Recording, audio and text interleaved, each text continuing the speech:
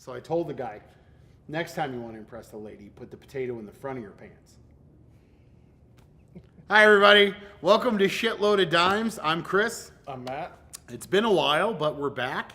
Lots of crazy stuff going on in our lives. And How was that surgery on your pooper? it was pretty good, actually. Yeah, they got the entire stick out. So, yeah, it was...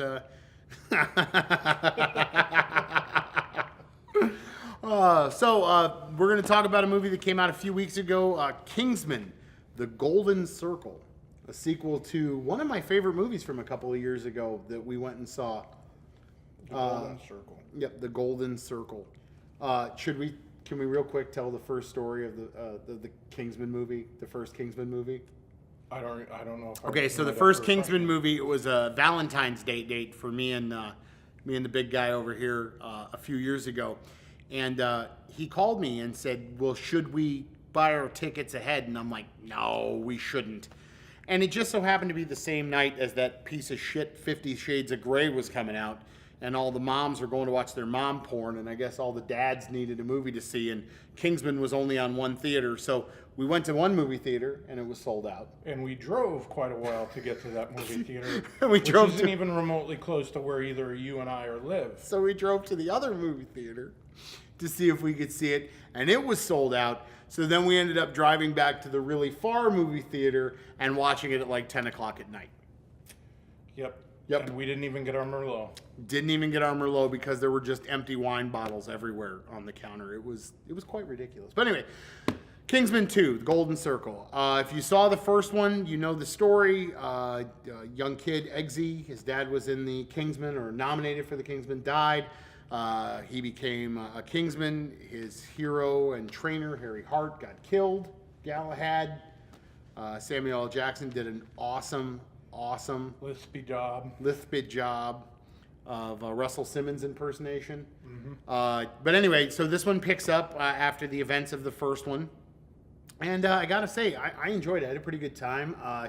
It wasn't as good as the first one. I felt like, whereas the first one started at, say, 100 miles an hour and ended at 1,000 miles an hour, this one kind of started at 1,000 miles an hour and ended at 1,000,000 miles an hour. Like it was a lot of action. It was very fast.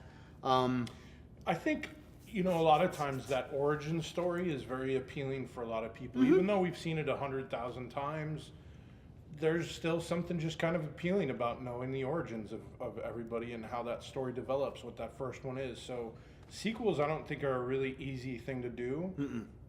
Ghostbusters do. But on the flip side, you get a Spider-Man 2 every once in a while, and you get a gem, or an Aliens. Yeah. You get a gem. But this one was okay. It was fun. It fixed... I remember reading an interview with the director where he had said one of his biggest regrets was that they killed Harry Hart in the first movie.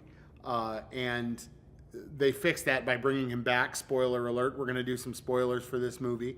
But they bring him back, and they bring him back in a little bit of a cliched way, especially with the amnesia. By the way, spoiler alerts usually come before the actual spoiler. Well, I mean, he's in the trailer. It's not really a spoiler alert if you see him in the trailer. But it was a declarative statement. Yeah, I guess you're right. Fuck, I already screwed it up. No, that's all right. All right, well, anyway, spoiler alert, Elton John's in it, too. Yeah, actually kind of a highlight for sure. Oh, absolutely. It's nice, I think, and I hope, actually, I would say that I don't want it to turn into a trend, but I do feel like it would be really cool for filmmakers to take somebody sort of unexpected, or more importantly, taking an actual person and putting them in a movie. It was very like not Big Trouble, but Bill and Ted's Excellent Adventure. Very much so. I was reminded of, because I went in without knowing anything about Elton John being in the movie, it reminded me of Bill Murray's cameo in Zombieland. Yeah. Because it was very much Absolutely. like out of the blue, where is he? And at the same time, in the same tone as Bill Murray's, he stole the movie for me. He was play himself. He was my favorite part of the whole movie. Like, without a doubt, Elton John was the funniest part of the whole movie. Yeah. With that said, they do kind of do some callbacks to the first movie with some of the action sequences. I don't think anything will ever top that Freebird sequence in the first movie, but the Saturday Night's All Right for Fighting in this movie Yeah. was pretty damn close. No, It I was think crazy. the fighting sequences were actually pretty good. Even the beginning one with the car chase, it was actually really nice. Oh, that to car see. chase was insane. Did it not remind you almost of the Raid 2? Oh, absolutely. You Just know? yeah, every little bit of that, like even the going around the car, just yeah. It was cool. It was, It was still very cool. good. I got to be honest with you though, like, you know, that main kid, what the hell is his name? Taron Egerton. Yeah, Taron Egerton. He's something else. I truly think that he is going to end up being one of the best leading men kind of roles. I mean, everything that I've seen him in, even heard him in the movie Sing, I just think that guy has so much charisma. He's a movie star. So he's absolutely a movie star, and I honestly cannot wait to see the kind of things that he does in the future. I regretfully, like, if he was able to completely work on and kill the accent, he would have been my front runner for Solo. Oh, absolutely.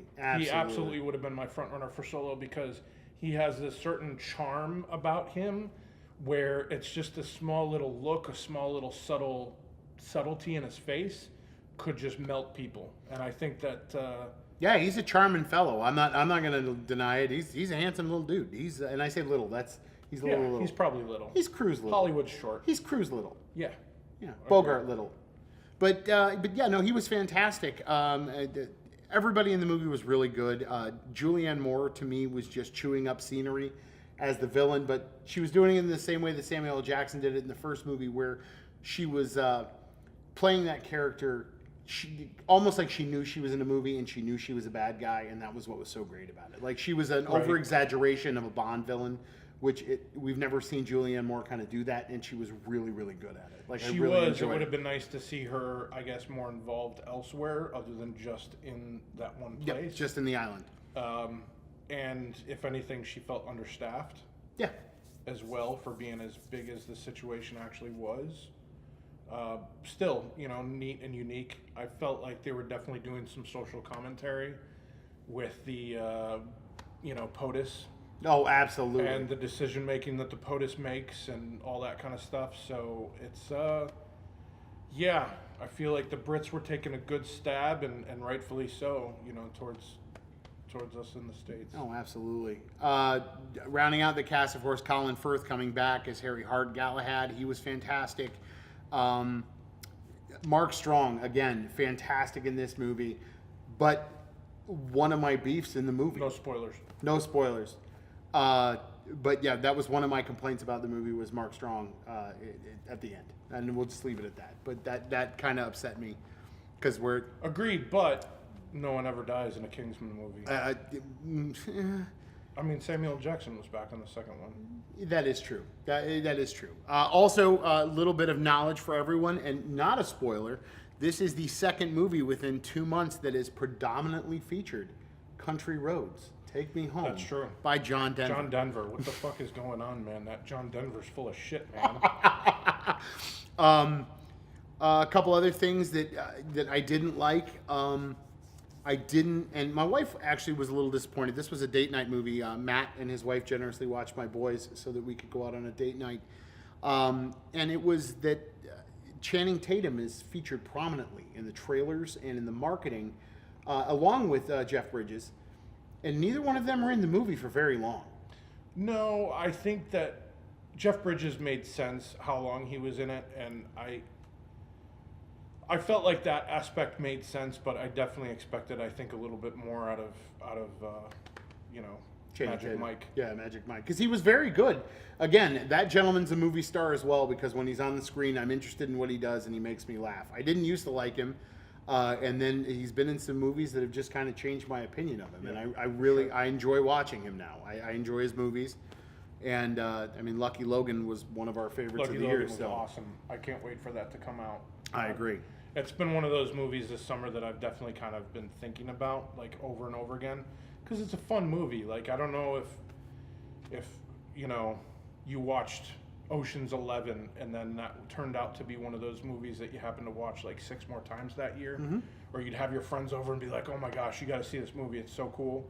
You watch it, you have fun with it. That's kind of how Lucky Logan feels to I me. agree. It's a fun movie to put on a Saturday while you're just doing chores around the house and not really paying attention to a lot.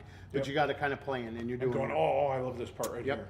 All right, now this is my fundamental problem with Kingsman 2. You've watched this review for now probably 6 or 7 minutes, depending on the timer that's going on there on the bottom of the screen. If you've noticed, we've talked about 2 other movies since we've been talking about this one. And the thing is Kingsman 2 is a good movie, but it's kind of forgettable at the end of the day. It's like, it was fun, I had fun, it was a popcorn movie, it was action. To be honest with you, I'd completely forgotten about the president and the commentary about the president until you just mentioned it right now. And that's one of my feelings on this movie. I enjoyed it. I had a good time. It was 30 to 40 minutes too long. I think some stuff could have been taken out. Yeah, I remember you telling me that when you saw it. And when I watched it, I don't know. I mean, I felt like everything was there. There was a decent pace. It ended when it should have. It didn't feel like it went that far over. So I don't know if I... For me, it just felt like it was a little bit too long, and maybe it was because it was so much action and so much going on that I was tired by the end of it. Like, my eyes were exhausted at looking all of the visual candy that was on the screen. But that was just kind of the way I felt. Plus, there's a couple of turns in the movie that I just didn't really understand. How unfucking professional can you be? Sorry, I'm pretty unprofessional. Jesus Christmas. Yeah, it's my first review. It's the first one I've ever done. Wow, as you silence your phone. Huh? No, mine's on silent, see? But my flashlight's on. That's awesome. All right, so let's get to the scoring of it. Matt, how many dimes you give this thing? 7.5 out of 10. Ooh. It was a popcorn movie. It was fun. It was fun to see. You talk about being forgettable, and I get that. I understand that, but it's one of those movies that I think that at some point, you know, it'll be on HBO, it'll be on TV, you know, it'll be on somewhere, and I'll be like, oh, this would be cool. Let's watch this. Because honestly, that's exactly how I did with the first Kingsman. Mm-hmm. When it came on HBO, I was like, oh my gosh, look what's on HBO. I can watch this anytime I want. Or, oh, I got to go out and buy the Blu-ray. I didn't buy it. I enjoyed going to the movie and seeing it, but it's kind of one of those movies that's meant to do what it is. It's a popcorn flick. It definitely passed the time. I had a good time, but I don't have to have a fucking relationship with it like you do. I don't have to have a relationship with it, but I bought the first one. I enjoyed the first one. I've watched the first one on a couple, probably So 9 or you 10 times. formed a relationship with I it. formed a relationship with the first one, and then its sister came along, and I was disappointed that she wasn't as good as her sister. See, but you started this off by doing like 100 to 1,000, and then this one was 1,000 to 1,000,000. Look, I'm not saying that I didn't enjoy the action. I did enjoy the action. It was a bit too much. Okay. It's me when I'm drunk and me when I reach over drunk. That's the difference. Like, when I get too drunk, I'm too much, I've been told. Okay. So that's kind of what this movie is. It was just a bit too much for me. Like, it could have been dialed back just a little bit. I enjoyed it. I had a good time. How many? I'm going to give it a 7. Okay. I'm going to give it a 7, which is high for as much as it sounds like I'm complaining about it, but I did enjoy the movie. So 7 out of 10 for me, 7.5 for Matt. As always, if you watch this video, please like, share, and subscribe with your friends. We're going to be doing some more stuff. Some more new things are coming soon. But Kingsman 2. Electric Boogaloo. Electric Boogaloo. A little spoiler alert for our next review. This has become my summer of great expectations. Or my year of great expectations. And your year of coming up short. There you go. Coming up All right. just a little bit short. Good night, folks.